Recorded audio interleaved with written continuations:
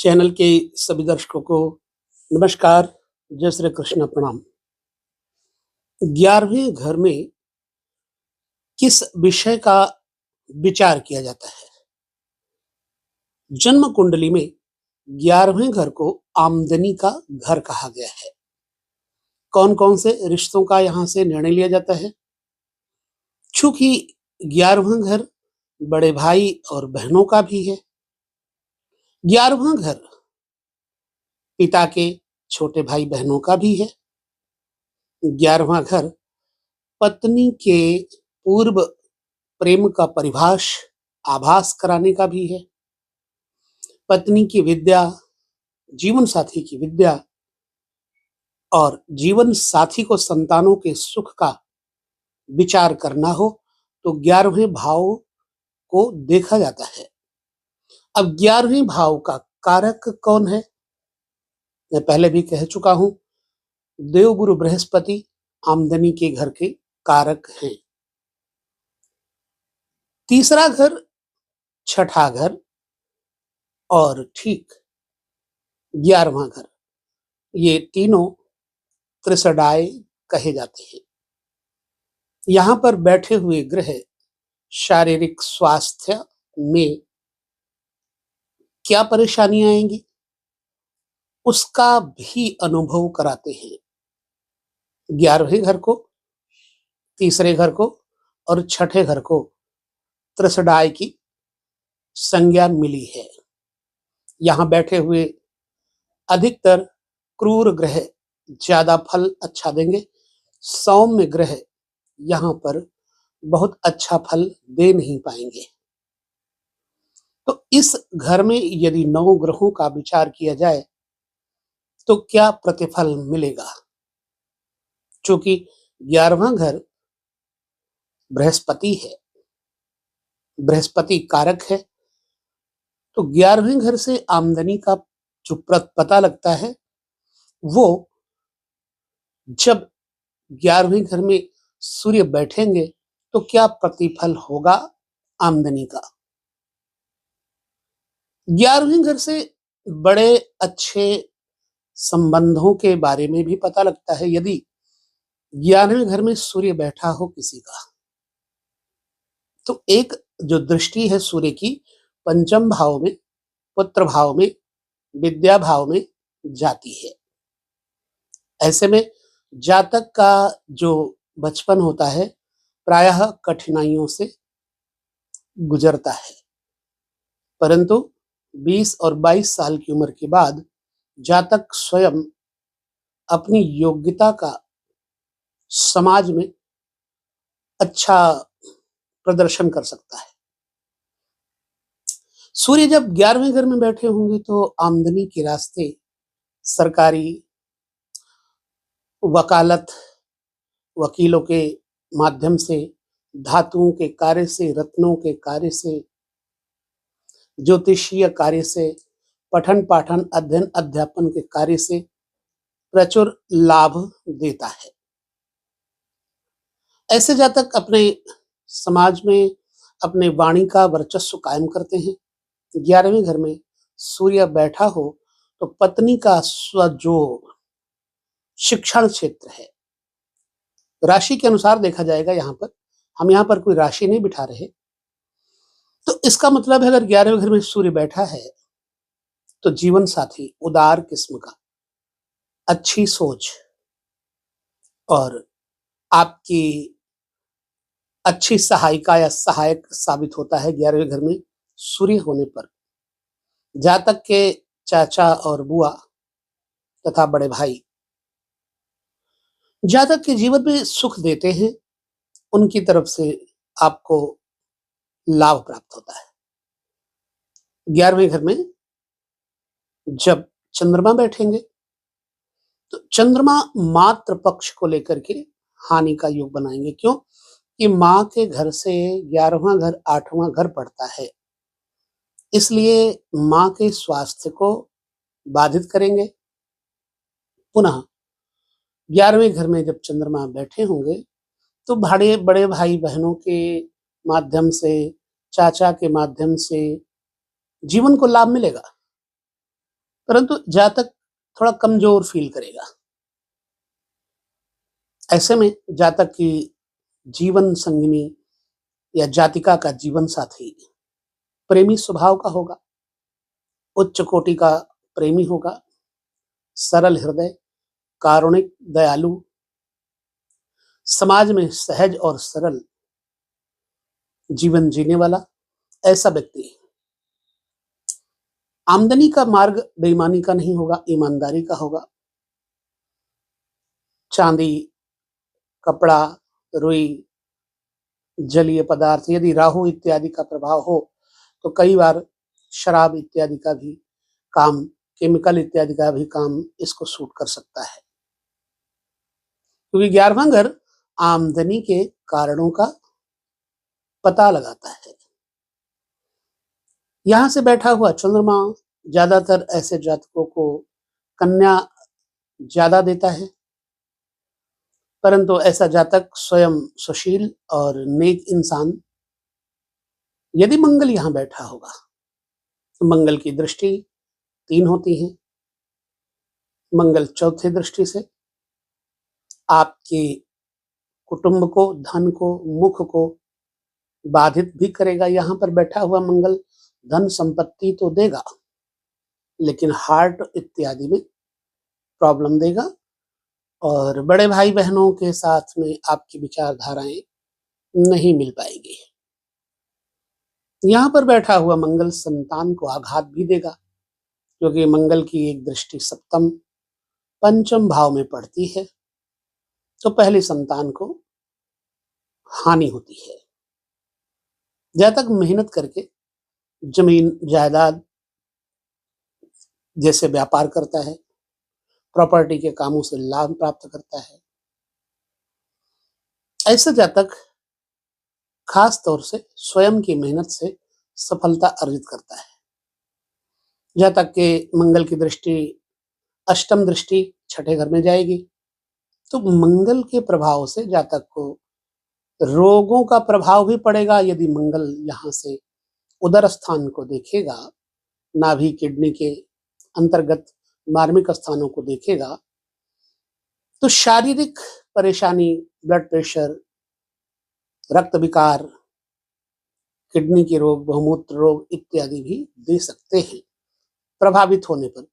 और अगर मंगल अच्छे हैं तो मंगल की अच्छाई से जातक की संतानें अच्छी होंगी और ऐसा जातक धन अपने श्रम से तो कमाएगा ही कमाएगा, शत्रुओं से भी धन कमाएगा और शत्रु पक्ष पर भारी पड़ेगा।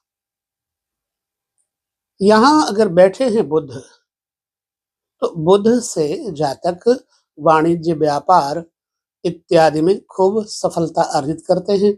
ज्यादातर भ्रमणशील होकर के धन संपत्ति वैभव अर्जित करते हैं। सप्लायर्स इत्यादि का काम कर सकते हैं, लॉ, वकालत और प्रोफेसर, अध्ययन, अध्यापन, शिक्षण क्षेत्र में, प्रकाशन, मुद्रण क्षेत्र में लाभ हासिल कर सकते हैं। ज्योतिषीय कार्यों से भी इनको लाभ प्राप्त होता है। बुध की दृष्टि सप्तम, संतान और आध्यात्मिक क्षेत्र, मंत्र, पावर को बढ़ाएगी। बुध की दृष्टि कन्या संतान अधिक, धन संपत्ति खूब अच्छा, मकान, जायदाद इत्यादि देने वाला बुध यहाँ पर शुभ होगा। तो संतान बुद्धिमान, नेक, पढ़ी लिखी और जातक की पत्नी भी श्रेष्ठ आचरण वाली, जातक या जातिका का जीवन साथी श्रेष्ठ आचरण वाला, बोलने में चतुर, प्रवीण, सुंदर, दंत पंक्तावली, दांतों वाला और अच्छा श्रवण करने वाला, एक श्रोतव्य शक्ति को लेकर के ऐसा जातक होता है, जिसकी पत्नी या पति बहुत विनम्र, कोमल, सहृदय, बातूनी, मजाकिया इत्यादि होता है। आर्ट और कला में निपुण, सिलाई, कढ़ाई इत्यादि में अगर जातक की पत्नी को देखा जाए तो वो निपुण होगी। देवगुरु बृहस्पति यहाँ बैठ करके तो आपको धन संपत्ति प्रदान करेंगे, यदि प्रभावित हुए तो ऋण इत्यादि भी देंगे। यहाँ पर बैठे हुए अच्छे बृहस्पति चंद्रमा की राशि कर्क पर होंगे तो वैभव, चांदी, सोना, अन्न, भंडारण, जिम्मेदारी इत्यादि क्षेत्रों से देंगे, जड़ाऊ कामों से देंगे, सुंदर रेशमी कढ़ाई वाले वस्त्रों से लाभ देंगे। बृहस्पति की यहाँ पर जो दृष्टि होगी, पंचम दृष्टि, छोटे भाई बहनों की तरफ भी ऐसे जातक अपनी खूब करुणा दृष्टि रखते हैं, और ऐसे जातक जिनका 11वें घर में बृहस्पति बैठा होगा आध्यात्मिक होते हैं, लेकिन समाज में और अपने परिवार के प्रति अच्छा नेतृत्व करने की क्षमता रखते हैं, एवं बल, पुष्टि और बौद्धिक विकास इनका अधिक बढ़ चढ़ करके होता है। जातक की 3 संतानें तक होती हैं, जिसमें से नर संतानों की ज्यादती होती है, नहीं नर संतानें ज्यादा होती हैं। जन्म कुंडली में यदि बृहस्पति यहाँ बैठे हैं तो नवम दृष्टि से पत्नी के भाव को देखेंगे, लिहाजा जीवन साथी को उदार प्रवृत्ति का बनाएंगे, धार्मिक बनाएंगे, लोकप्रिय बनाएंगे, धर्मनिष्ठ बनाएंगे और सत्यवक्ता बनाएंगे। अशुभ बृहस्पति पाखंडी, धूर्त भी बनाएंगे। जातक का जीवन साथी मंत्र कला में निपुण और विद्या अध्ययन, वेद पुराण शास्त्रों में रुचि रखने वाला जातक होगा। जातक की पत्नी या जातक का पति होगा। जन्म कुंडली में 11वें घर में बैठा हुआ शुक्र प्रेम का प्रदर्शन करता है। सफेद कामदार चीजों से, श्वेत वस्तुओं से, कपड़े से, चमकीले पदार्थों से, हीरे मोतियों से ऐसे लोगों को लाभ होता है। शंख, सीप, मोती, पानी, दूध, दही इत्यादि से इनका जीवन भरा पूरा होता है। जातक के जीवन साथी का स्वभाव बहुत प्रेमी होता है, आकर्षक होता है, हंसमुख होता है। जातक का जीवन साथी किसी को भी कभी भी दुखी नहीं देख सकता।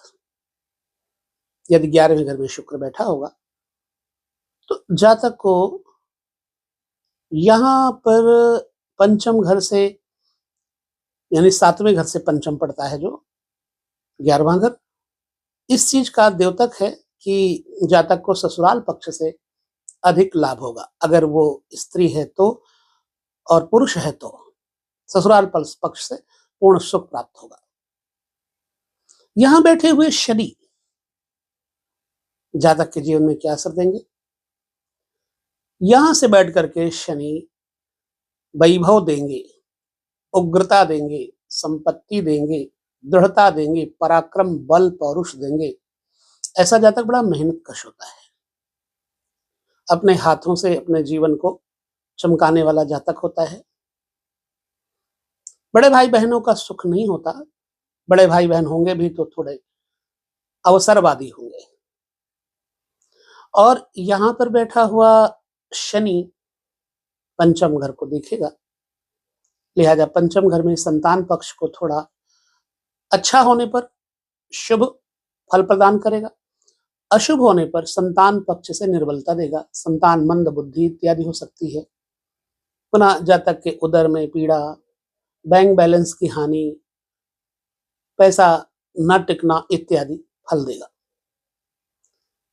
यहां से बैठे हुए शनिदेव दसम दृष्टि से अष्टम भाव को देखते हैं, लिहाजा ऐसे जातक अनुसंधानात्मक, विज्ञान इत्यादि से प्रचुर मात्रा में लाभ देते हैं। एकांत प्रिय होने पर ऐसे जातक धार्मिक प्रवृत्ति के हो जाते हैं और ध्यानी प्रवृत्ति के होने के कारण हर काम को सूझबूझ के साथ करके उसको संपन्न करते हैं, क्योंकि 11वें घर में शनि है। ये मैं अपना फलादेश सिर्फ बोल रहा हूं, थोप नहीं रहा हूं। संभावनाएं हैं कि बहुत सारी चीजें आपके साथ मैच कर जाएं। मैच नहीं करती हैं तो भी आप मुझे जरूर बताएं। राहु यहां पर बैठ करके क्या फल देंगे? 11वें घर में राहु एक तो भाई बहनों के घर को प्रभावित करेंगे, बड़े भाई बहनों के घर को प्रभावित करेंगे। पुनः माँ के सुख, माँ के स्वास्थ्य को प्रभावित करेंगे, आमदनी को प्रभावित करेंगे। बृहस्पति के घर में राहु बैठे होंगे तो धन संपत्ति और ऋण इत्यादि का कारण भी बन सकते हैं। लिहाजा पैसा रुपया बहुत अधिक तो नहीं आ पाएगा। यदि शुभ हुए तो अचानक लॉटरी, जुआ, सट्टा से करोड़ों रुपये का लाभ होगा। पंचम दृष्टि से तीसरे भाव को देखेंगे राहु तो छोटे भाई बहनों का सुख भी बुरा ही होगा। भाई बहन अवसरवादी होंगे, स्वयं जातक के जीवन में उनका सुख नहीं हो पाएगा। हड्डी और हाथ पैर की हड्डियों में चोट लगने का भय होता है। हार्ट में भी प्रॉब्लम आने का भय रहता है। जब सप्तम दृष्टि से संतान पक्ष को राहु देखेंगे तो शुभ होने पर राहु जातक के बच्चों को वैज्ञानिक, गणितज्ञ, विचारक और श्रेष्ठ बनाएंगे। अशुभ होंगे तो मंद बुद्धि, मूर्ख, मूढ़ता लिए हुए रोगी बनाएंगे। यहां से बैठे हुए राहु एक विच्छेदक दृष्टि से, नवम दृष्टि से पत्नी के, जीवन साथी के घर को देखेंगे तो जीवन साथी के साथ आपसी सामंजस्य अच्छा नहीं होने देंगे। आई थिंक व्यापार पुनः देखें तो सप्तम स्थान जो व्यापार है वो है पार्टनरशिप का, तो पार्टनरशिप में भी बहुत अच्छा प्रतिफल नहीं दे पाएंगे। लिहाजा ऐसे लोगों को पार्टनरशिप सफल नहीं होता। इसी भांति से केतु को यहां अगर देखें, केतु मंगल की तरह स्वभाव रखते हैं। संतान पक्ष को, छोटे भाई बहने के पक्ष को, बड़े भाई बहनों के पक्ष को शुभ होने पर बड़ा प्रबुद्ध, प्रबल, समर्थ बनाएंगे और अशुभ होने पर बड़े भाई बहनों को, छोटे भाई बहनों को स्वार्थी बनाएंगे। पुनः संतान का कष्ट जातक के जीवन में आ सकता है। यहां से बैठ करके केतु की दृष्टि विच्छेदक है तो सप्तम भाव में जब दृष्टि पड़ेगी तो पत्नी का स्वभाव कलहकारी बनाएंगे, मुख रोगी बनाएंगे। पत्नी के जबान पे लगाम नहीं होगी, जीवन साथी की जबान पे लगाम नहीं होगी और ऐसे जातक के जीवन साथी को कई बार बहरा भी होना पड़ सकता है अशुभ केतु की अवस्था में। ऐसी अवस्था में जातक के जीवन साथी के उदर का, पेट का ऑपरेशन इत्यादि होने की संभावनाएं बनती हैं।